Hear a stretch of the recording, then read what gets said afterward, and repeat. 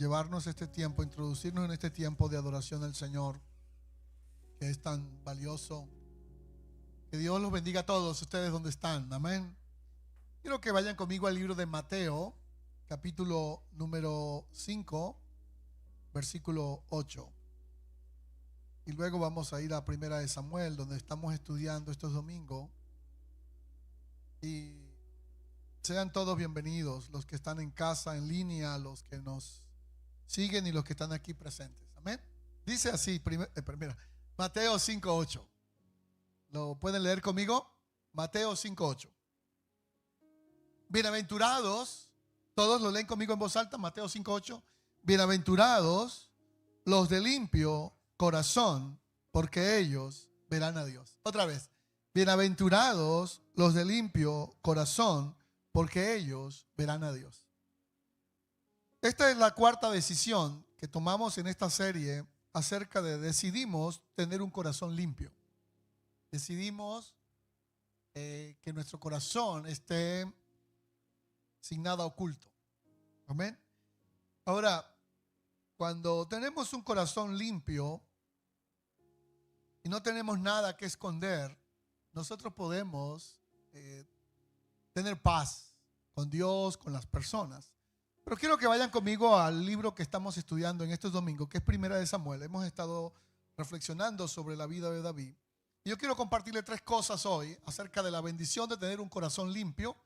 Y quiero que vayan a Primera de Samuel, capítulo 17, Primera de Samuel 18. Lo primero que vamos a ver, si pueden colocarlo primero, es cuando tenemos un corazón limpio, disfrutamos del favor de Dios. Vamos a decirlo juntos. Cuando tenemos un corazón limpio, un corazón que no tiene amargura o que no tenemos cosas pendientes con las personas, disfrutamos del favor de Dios. Ahora, hermanos, quiero explicarles algo. Cuando yo digo o cuando estoy enseñando que disfrutamos del favor de Dios, no significa que no tengamos dificultades o problemas o necesidades o conflictos. Significa que a pesar de todo eso, disfrutamos de la bendición del Señor. ¿De acuerdo? Ahora, es interesante, y quiero que lo mires en 1 Samuel 18, que Dios estaba con David, estuvo con David. Y el hecho de que Dios estuviera con David no significaba que él todo le iba a salir perfectamente bien. Ahora, vamos a mirar por lo menos 4 veces donde David se portaba o se conducía prudentemente. Primer libro de Samuel, capítulo 18, versículo 5. Salía David a donde quiera que Saúl le enviaba, y lean conmigo en voz alta ahí donde está, y se portaba prudentemente. ¿Lo ven? ¿Cómo se portaba David? Prudentemente. Y era acepto a los ojos de todo el pueblo y a los siervos de Saúl. Dios estaba con él, como está con ustedes y está conmigo, pero no se confiaba en el hecho de que Dios estaba con él para portarse de cualquier manera, sino que el texto dice que se portaba prudentemente. Ahora, lean por favor el versículo 12. Mas Saúl estaba temeroso de David, por cuanto Jehová estaba con él, y se había apartado de Saúl, por cuanto Jehová estaba con él. Ok, Saúl estaba temeroso de David por cuanto Jehová estaba con él, y Jehová se había apartado de Saúl.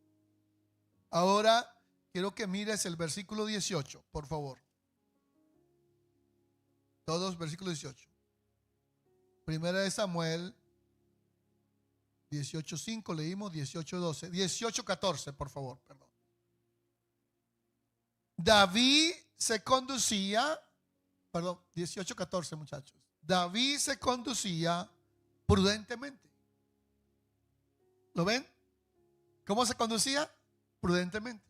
Dios estaba con él. Dios estaba con él, pero él no decía, bueno, como Dios estaba conmigo, yo voy a hacer lo que quiera y Dios está conmigo. No, él sabía que Dios estaba con él, pero se conducía prudentemente.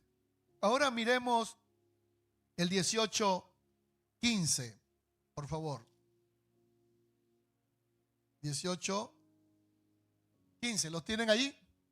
Viendo Saúl que se portaba tan prudentemente. No solamente él se portaba prudentemente, sino que ahora Saúl, su jefe, su rey, lo ve que él se porta tan prudentemente. Y esto es muy importante porque cuando nosotros tenemos un corazón limpio, disfrutamos del favor de Dios. Hay una parte que Dios hace y hay una parte que nosotros hacemos, y es la parte de portarnos prudentemente. Ahora, jóvenes y todos, la prudencia es un valor muy, muy valioso. El favor de Dios no significa que todo marche bien, significa que a pesar de que todo no marche bien, Dios sigue con nosotros. Lo vuelvo a repetir. El favor de Dios no significa que todo marche bien, significa que aunque todo no marche bien, Dios sigue con ustedes y con nosotros. Dios bendijo mucho a David. Y quiero que miren lo que dice 18:30, por favor. Y salieron a campaña los príncipes de los filisteos. Cada vez que salían, ¿lo quieren leer en su Biblia? David tenía más éxito que todos los siervos de Saúl. Ahora, alguien que tiene mucho éxito, de repente dice, ¿para qué me voy a portar prudentemente? En otras palabras, él se portaba prudentemente, sabiendo que Dios está con él y a pesar de que tiene ¿qué? Mucho éxito. Entonces, muchachos, jóvenes, cuando nos está yendo bien, tenemos que seguir portándonos prudentemente. Sabemos que Dios está con nosotros y puede que tengamos éxito, pero tenemos que seguirnos portando prudentemente. Saúl buscaba todos los días para matar a David. Ustedes se imaginan lo que es tener al rey detrás de uno, buscándolo entre montañas, en todo lugar donde se escondiera David, Saúl lo buscaba. Lean por favor en sus Biblias, Primera de Samuel, donde estamos, 23:14. Todos los días de su vida, Saúl buscaba a David. Usted pudiera pensar, o yo pudiera pensar, si Dios le dijo a David que él estaba con él y iba a ser el rey de Israel, ¿cómo es que todos los días de la vida tiene a un enemigo que no lo deja en paz? 23, ¿qué le dije? 23:14. Vamos a leerlo juntos, por favor. Y David se quedó en el desierto, en lugares fuertes, y habitaba en un monte en el desierto de Zip. Y subrayen eso que viene. Y lo buscaba Saúl todos los días, pero Dios no lo entregó en sus manos. ¿Cómo lo ven? Entonces, tiene el favor de Dios, tiene el cuidado de Dios, tiene el éxito de Dios, tiene la protección de Dios, pero está viviendo una situación complicada todos los días. Y el que lo está buscando para matarlo es el rey. Pero vean lo que dice el texto. Pero Dios no lo entregó en manos de Saúl. Pero él se portaba prudentemente. No se confió en eso. Había vivido experiencias muy difíciles. Por ejemplo, solo voy a mencionar dos. Una es que el día que Saúl venció a Goliat, el rey Saúl le prometió que le daría a su hija mayor, su hija Mical, como esposa. David se ilusionó con Mical porque la vio una muchacha muy linda y dijo, ella es mi esposa, Saúl me la prometió, Saúl me la va a dar. Pero el día que le iba a dar a Mical, no le dio a Mical, sino que le dio a la otra hija que se llamaba Merab. No es fácil saber que Dios está conmigo y lo que Dios te ha prometido a ti, alguien le cambia los papeles y le da no lo que tú realmente te ganaste, sino lo que esa persona injustamente te quiere dar. Pero no solamente eso, voy a mencionar otro caso más. Tanto perseguía a David a Saúl que lo ausentó de su casa. Y finalmente, cuando se casó con Mical, estuvo tanto tiempo huyendo de Saúl que su papá, Saúl, le quitó a su hija Mical, que era la esposa legal de David, y se la dio a otro hombre. ¿Cómo él pudiera haber dicho, pero Dios está conmigo, Dios me llamó para ser rey? Ahora no entiendo por qué Saúl todos los días me persigue para matarme, no me da la hija que me prometió, y después que me da la hija para que yo me case, entonces me la quita y se la da a otro hombre. ¿Cierto que es desesperante? Son 13 años en un tipo de vida así. Pero hay un texto que quisiera que ustedes puedan grabar en sus corazones. Hay muchos, pero solo mencionaré uno. Versículo 30, capítulo 30, versículo 6. Quizás este era uno de los secretos más guardados del rey David. Capítulo 30, versículo 6. Un día él recibió la noticia de que su familia había sido llevada cautiva y habían perdido todo lo que tenían. Dice el texto, y David se angustió mucho. Lean conmigo en voz alta. Y David se angustió mucho porque el pueblo hablaba de apedrearlo, como si le faltara algo más porque le pasara, ¿cierto? El pueblo hablaba de apedrearlo, pues todo el pueblo estaba en amargura de alma, cada uno por sus hijos y por sus hijas. Lean ustedes conmigo en voz alta. Más David, fuerte por favor, más David se fortaleció en Jehová su Dios. Es tremendo, ¿verdad? ¿Qué lecciones para aprender de este hombre? Se portaba prudentemente, tenía más éxito que los demás, lo buscaban para matarlo todos los días. La mujer con la cual se iba a casar no le dieron esa, sino que le dieron otra. Y después que le dan su esposa se la quitan y se la dan a otro hombre. Y ahora todo el mundo dice que lo van a apedrear. Pero él se fortalecía en Jehová, el Señor. Es importante que nosotros podamos entender que aunque nos pasan cosas que no son tan buenas, no significa que Dios no está con nosotros si tenemos un corazón limpio.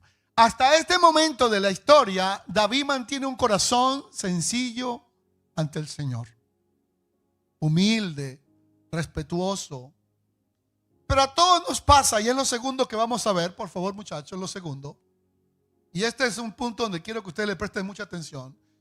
Cuando ocultamos cosas en nuestro corazón que no honran a Dios, la vida se complica y se requiere con urgencia reconciliarnos con Dios. Vamos a decirlo juntos otra vez. Lean la pantalla. Cuando ocultamos cosas en nuestro corazón que no honran a Dios, la vida se complica. Y necesitamos con urgencia reconciliarnos con Dios. Hermano, lo bueno de esta enseñanza de hoy es que a todos nos pasa.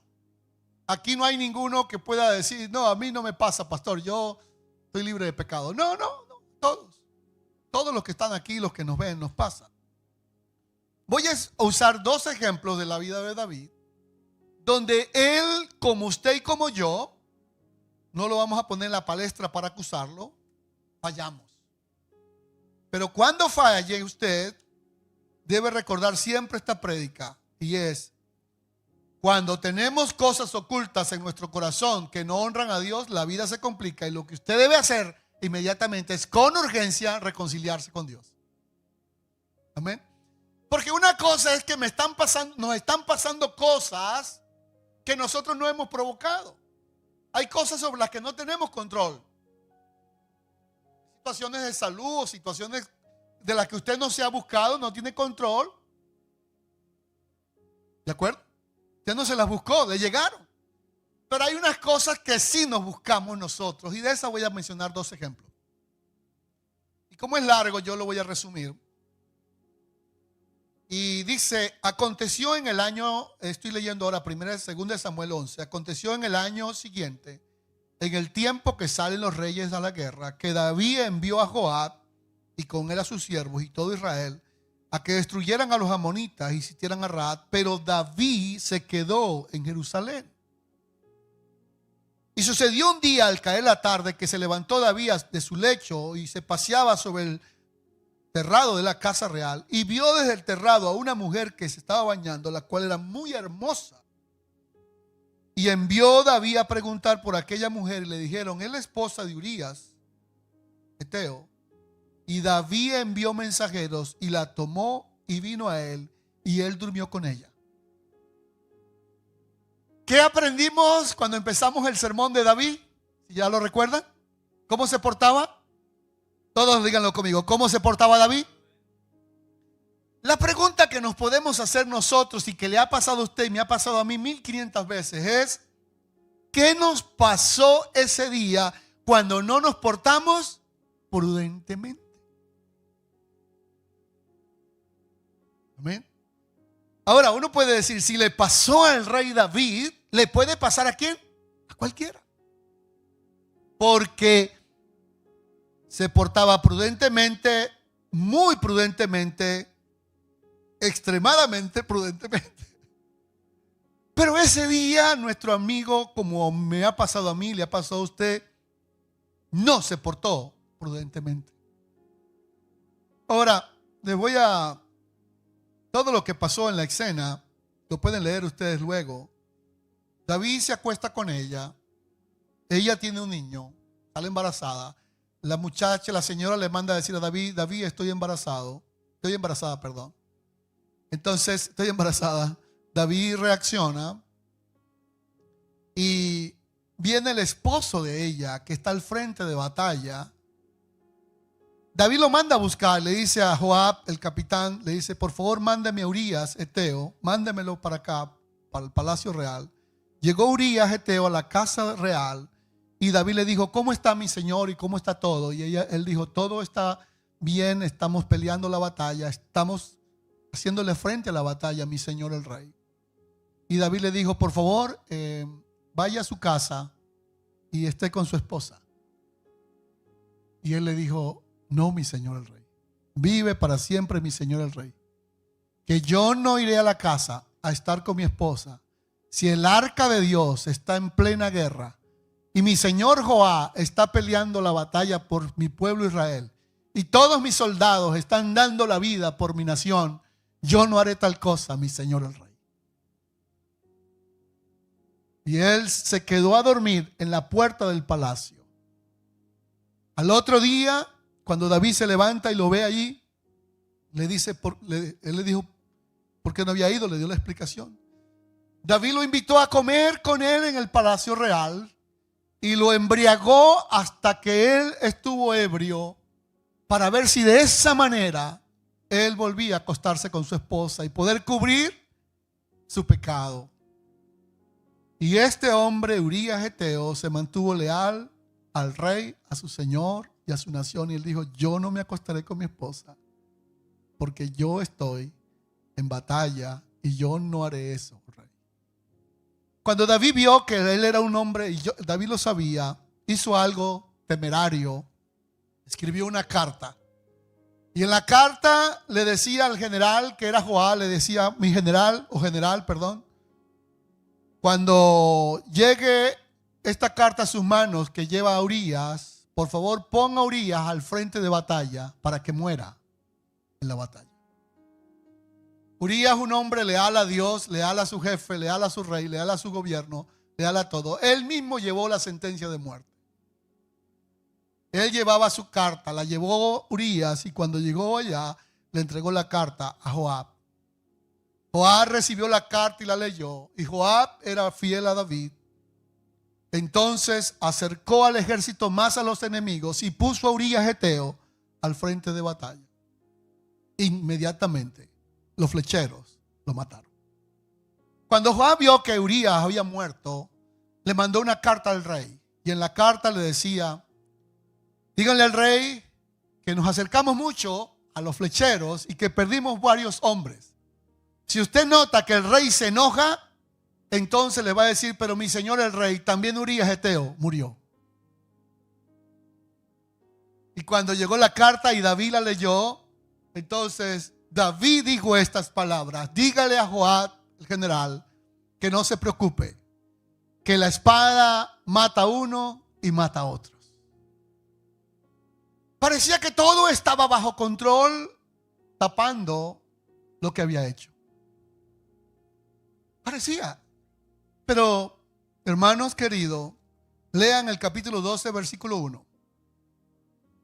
Envió Jehová a Natán, viniendo a él le dijo: David, habían dos hombres en la ciudad, uno era rico y el otro era pobre. El rico tenía numerosas ovejas y vacas, pero el pobre no tenía más que una sola corderita que él había comprado y criado, y que había crecido con él y con sus hijos juntamente, comiendo de su bocado y bebiendo de su vaso y durmiendo en su seno, y la tenía como una hija. Y vino uno de camino al hombre rico, y éste no quiso tomar de sus ovejas y de sus vacas para guisar para el caminante que había venido con él, sino que tomó la oveja de aquel hombre pobre y la preparó para aquel que había venido a él. Entonces, versículo 5, ¿me están siguiendo, muchachos? Versículo 5, los de social no me están siguiendo. Entonces se encendió el furor de David en gran manera y dijo a Natán: vive Jehová, que el que hizo tal cosa es digno de muerte, y debe pagar la cordera con 4 tantos, porque hizo tal cosa y no tuvo misericordia. Entonces dijo Natán a David: tú eres aquel hombre. Hermanos, muy difícil. Muy difícil. Todos le hemos fallado a Dios. Romanos 6:23 lo dice: por cuanto todos pecaron, están destituidos de la gloria de Dios. David hizo 4 cosas que normalmente todos hacemos cuando le fallamos a Dios. 1, buscamos tapar el pecado. 2, buscamos soluciones rápidas a nuestra medida, resolverla a nuestra manera. 3, la ira, el enojo es una señal inequívoca que va acompañado de eso, explosiones de ira. Y la 4ª cosa que hacemos cuando fallamos es que juzgamos a los demás. Alguien que ha pasado por el Getsemaní es misericordioso. Pero cuando usted o yo no hemos valorado la misericordia de Dios, nos volvemos muy duros con los demás. Y David no midió palabra para sentenciar a esa persona, sabiendo que la sentencia era contra él mismo. No le voy a dar muchos más detalles, pero hay 3 cosas que usted vale la pena que las recuerde en este punto. Buscamos ocultar todo, buscamos emitir juicios sobre otros. Y hay 3 cosas que quiero que anotes, que cada vez que usted es joven o no joven, adulto o no adulto, peca o falla ante Dios, hay 3 cosas que pasan. 1, todo pecado que cometemos es desagradable ante los ojos de Dios. Amén. No importa cuál sea. Todo pecado que cometemos. Lean, por favor, 2 de Samuel, capítulo 11, 27. En la parte 2 de Samuel 11, 27. ¿Saben qué? El niño murió. David se metió en un ayuno por el niño para que no se muriera, pero el niño murió. Porque ya Natán se lo había dicho, el niño va a morir. David no, él ayunó. Después que el niño murió, Natán buscó a Betsabé y la trajo porque ya había muerto su esposo. Entonces, como está muerto, ahora me puedo casar con ella y legalmente está bien. Todo estaba arreglado, pero mira lo que dice el texto. 11:27, léalo conmigo en voz alta. Y pasado el luto, envió David y la trajo a su casa, y ella fue su mujer y le dio a luz un hijo. Léanlo ahora conmigo en voz alta. Mas esto que David había hecho fue desagradable ante los ojos de Jehová. No importa que todo esté aparentemente resuelto, pero lo que él hizo fue desagradable ante los ojos de Jehová. La otra cosa es versículo 2 de Samuel 19, 12:9. Por favor, léanlo conmigo. 12:9. Lo que le está diciendo Natán. La segunda cosa que pasa cuando pecamos. ¿Por qué tuviste en poco la palabra de Jehová? Cada vez que usted y yo pecamos, desagradamos a Dios. Cada vez que usted y yo pecamos, tenemos en poco la palabra de Jehová. Y cada vez que usted y yo pecamos, según de Samuel 12:10, Escuche lo que dice: por lo cual ahora no se apartará jamás de tu casa la espada, por cuanto me menospreciaste. Voy a resumirlo entonces. 3 cosas pasan cuando pecamos. 1, es desagradable ante los ojos de Dios. 2, es tener en poco la palabra de Dios. Y 3, es menospreciar a Dios. Si no va a aprender más nada de pecar, aprende esas 3 cosas y es suficiente. Y dígase a ustedes mismos: cada vez que yo peco, no solamente moralmente, sexualmente, no, de cualquier tipo, lo primero que hago es que desagrado a Dios. Lo segundo es tomo en poco la palabra de Dios. Y lo tercero, menosprecio a Dios. Amén.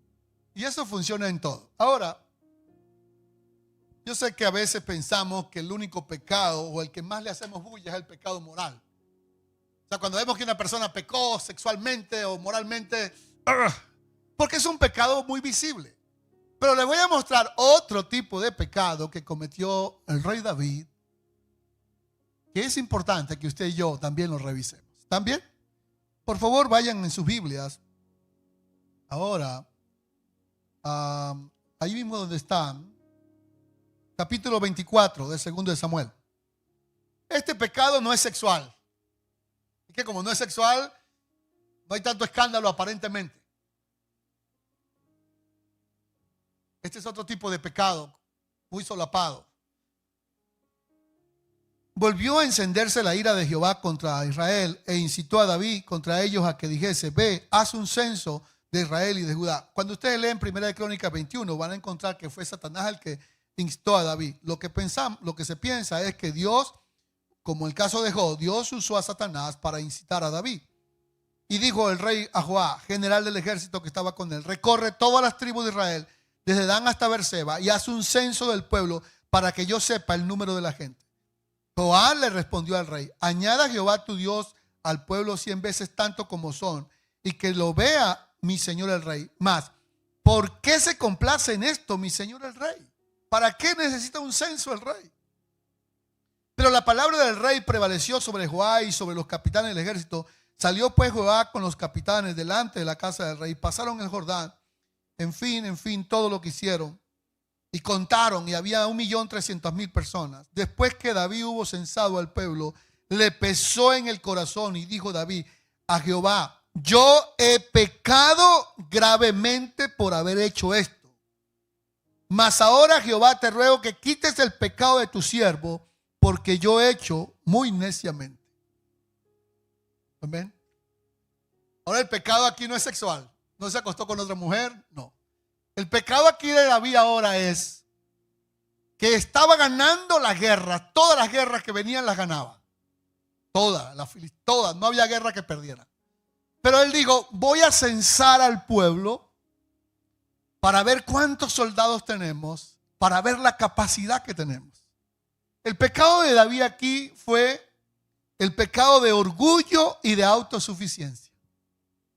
En Deuteronomio 17 se establecía que los hombres de Dios como David, él nunca había tenido necesidad de contar al pueblo. ¿Por qué? Porque él dependía ¿de quién?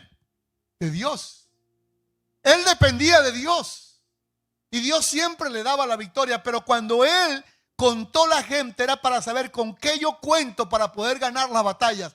Pero si todas las he ganado sin contar a nadie. ¿Lo ven, hermanos? ¿Cómo es tan sutil la forma como caemos nosotros?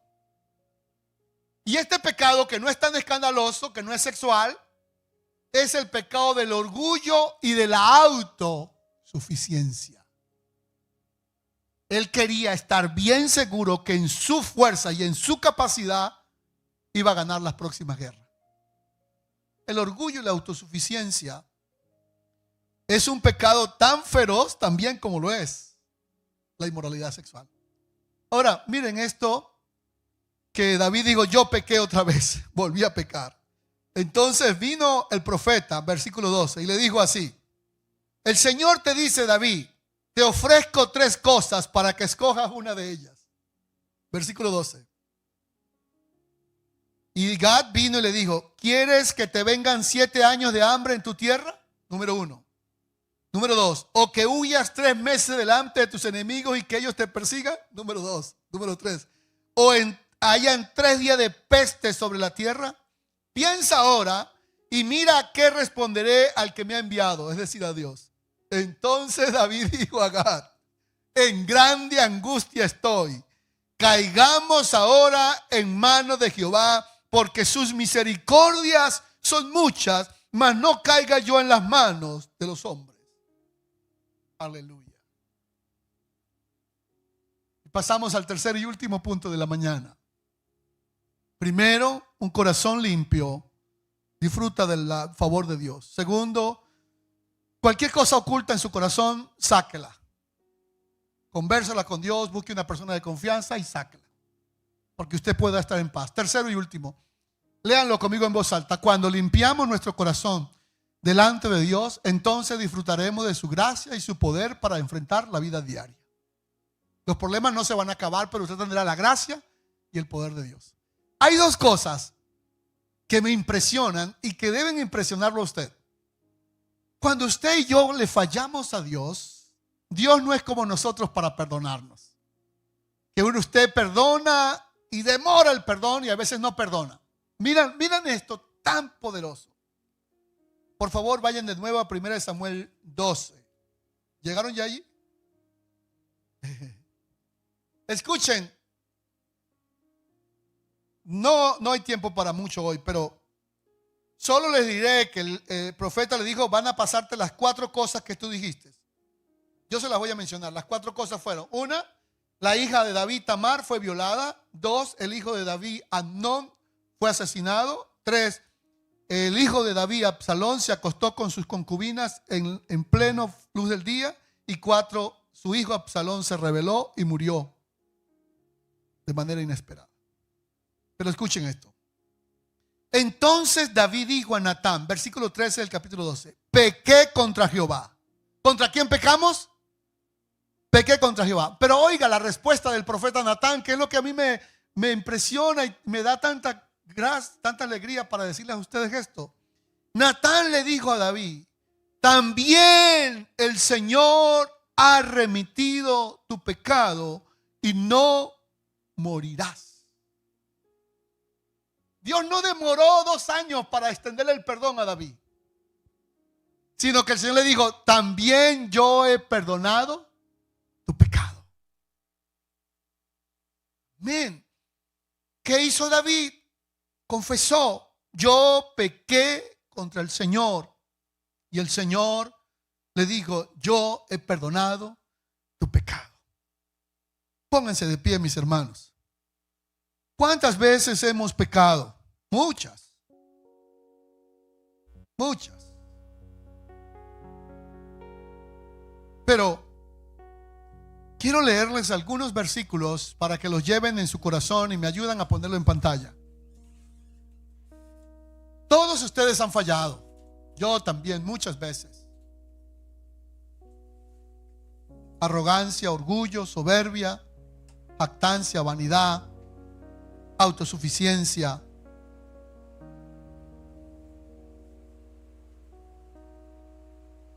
El Salmo 32 es la primera cita que voy a leerles. Versículo 1. Mira lo que dijo el salmista. Bienaventurado.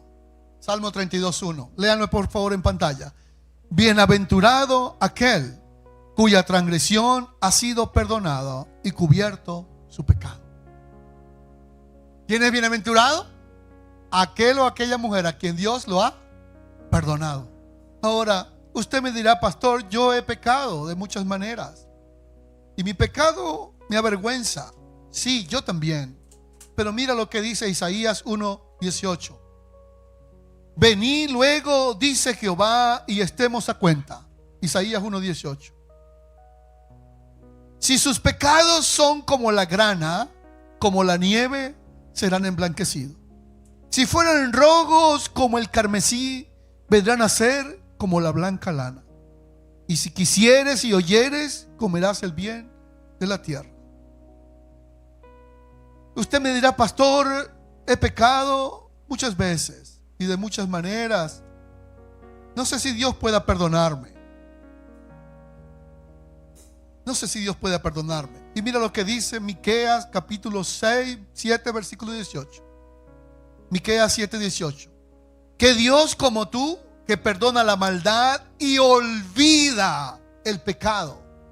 No solamente nos perdona, sino que Dios olvida lo que tú fallaste.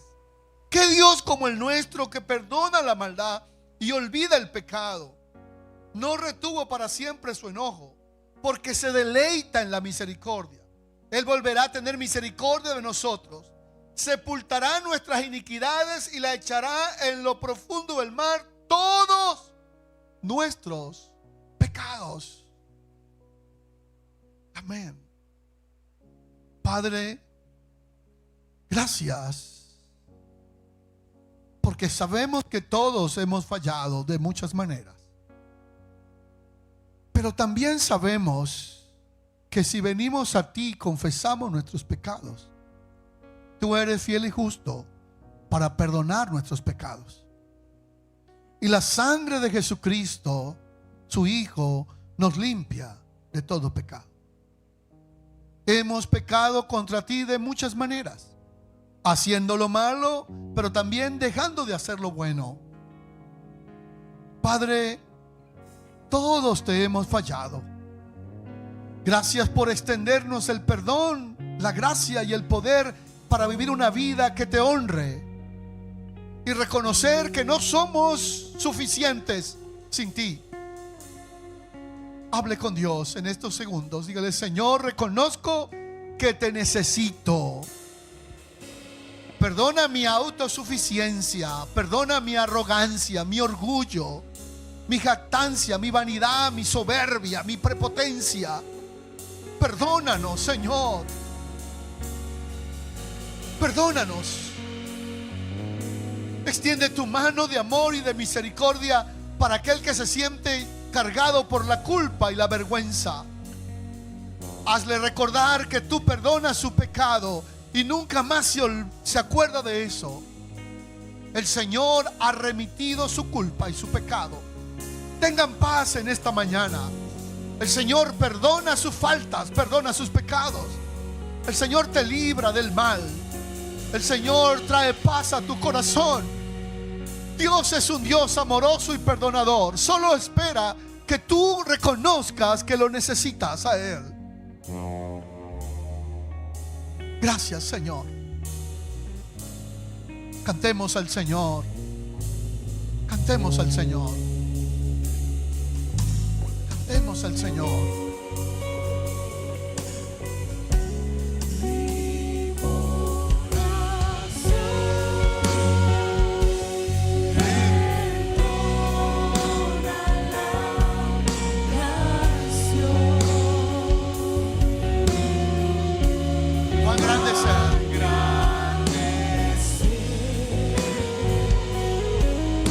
Cuán grande es el Señor.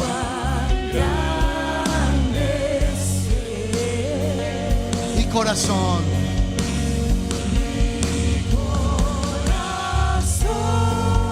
entona la canción.